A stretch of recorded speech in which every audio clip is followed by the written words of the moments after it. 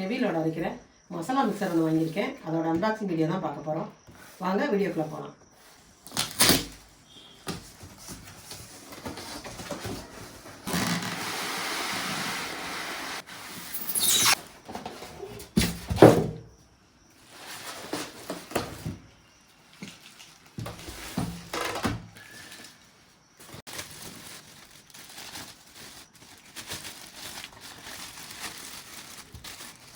$28,000 RPM உள்ள motor fix பண்ணியிருக்காங்க.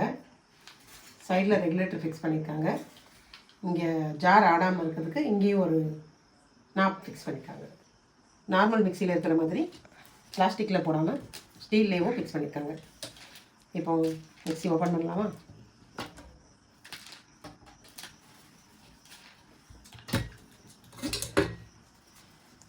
Wow, உள்ள ஒரு ஃபில்டர் ஒன்று கொடுத்துருக்காங்க. மாவு சலிக்கிற சல்லடை, ப்ளக்கு,